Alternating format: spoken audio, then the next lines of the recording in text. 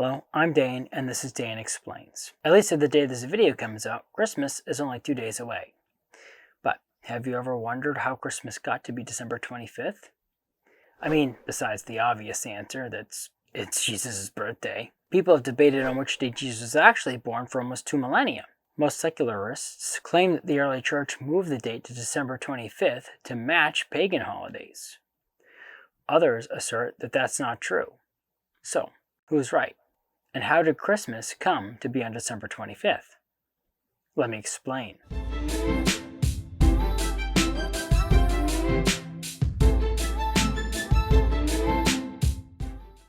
On December 25th, in the year 1 AD, Jesus was born to... Or wait, was he? The Gospel writers never actually say what time of the year his birth actually occurred, only giving hints of the year of his birth. The most popular traditional date is the 25th of December, but it's also celebrated on the 6th of January. More on that in a minute. On top of that, today, one of the popular theories is that the early church moved Christmas to align with traditional Roman pagan holidays. In particular, the holiday to celebrate the sun god Sol Invictus on December 25th, which in Latin means unconquered or invincible sun. This would make a lot of sense since Jesus was seen by Christians as the spiritual sun. There are problems with this idea, however, since the holiday was instituted by Emperor Aurelian in the year 274 AD. That's 74 years after the earliest accounts of Jesus' birth being in December 25th. In fact, it's more likely to be the reverse.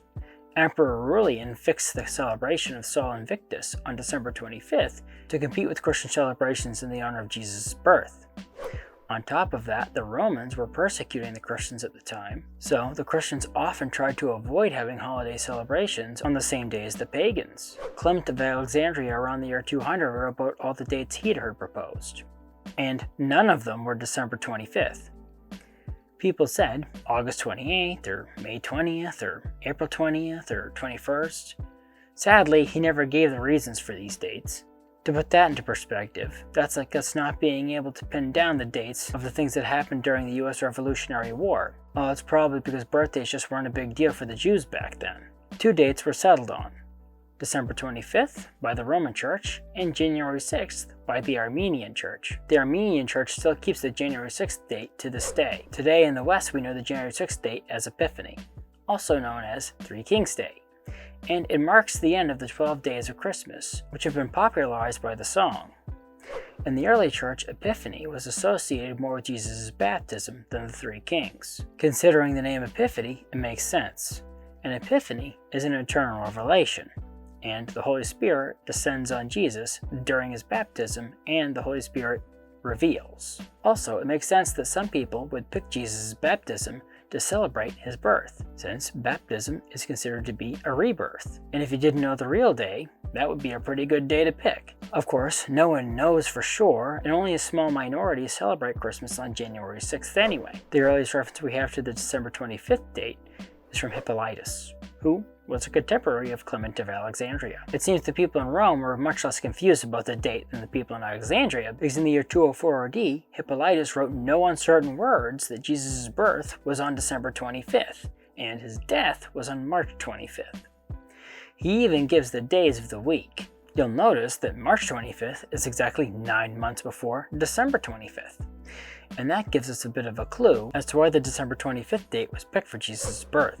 Good Catholics will recall March 25th is the Feast of the Annunciation, which is Jesus' conception. So Hippolytus shows that Christians thought Jesus died on the same day he was conceived. It's worth noting from early writings that the Armenian Church also thought Jesus was conceived and died on April 6th, which of course is 9 months before January 6th, their date for the birth. This is because Christians at that time connected the dates of conception with the dates of death, especially regarding important people like Jesus. There's a lot of writing about why these two things are connected, but that's outside the scope of this video. These days has been the popular assumption that to get the Feast of the Annunciation, early Christians just counted back 9 months from Christmas. But the supposed connection with Jesus' death, whose date was dropped for the first time by Hippolytus, in the very same text he also drops Jesus' birthday for the first time, seems to indicate that it could be the opposite. The early Christians actually found Jesus' birthday by counting 9 months after the day he died, assuming he died on the same day he was conceived. Though we'll never know for sure why Jesus' birth lands on December 25th, this seems like a pretty good reason. So, what about the actual date? What day was Jesus really born on? Well, if we go back to what Hippolytus claims, since he is the earliest source, he even gives the days of the week when he was born and died. From the Gospels, we know Jesus was about 33 when he died, give or take a year. When Hippolytus said Jesus was born was on a Wednesday, and of course he died on a Friday. So, was there a year between 5 BC and 2 AD where December 25th lands on a Wednesday? Well, there are nice online calculators that allow us to just skip the math and get right to the answer. And the year 3 BC matches. Well, does that square with his death date? Adding 33 to 3 BC, keeping in mind that there was no year 0, gets you the year 31 AD. No dice. That's a Monday. Well, what about the years before and after? Nope. The closest year is the year 28, which actually doesn't match with the astronomical dating based on the Gospels, which put Jesus' death in 3030 or 3033 AD. What does this mean? Hippolytus states can't be trusted. For good reason, too. Because the reason he brought these dates up was because he was using them to argue the world would end in the year 500, based on his own theological assumptions going off the book of Daniel. Now, there is a theory that December 25th was just a simple conversion from the Hebrew calendar, and Jesus was actually born on the 25th of the month of Kislev, which is roughly the Jewish equivalent of December. There are online calculators for that too. However, you have to take them with more than just a grain of salt, because back then the Jews determined the beginning of month empirically. What does that mean?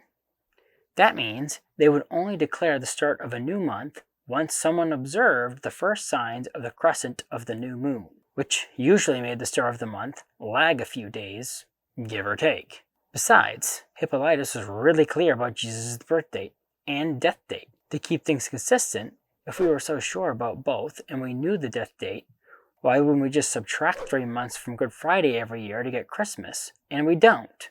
Besides Hippolytus, the best guess comes from the Gospels, which, as I already stated, don't give an exact date. However, the Gospel writers reported that there were shepherds around Bethlehem tending their flocks when Jesus was born. That usually happened in the spring. So from the Gospel accounts, Jesus was born in the spring, maybe. In reality, I think this is something we'll never know until we can ask Jesus in person ourselves. Thank you for watching. If you like this video, please press the like button. Subscribe to my channel and ding the bell to get notified when I post new videos. Also, please support me on Patreon, link in the description. The more people who support me, the more time I can dedicate to making videos like this one. So, until next time, have a great week.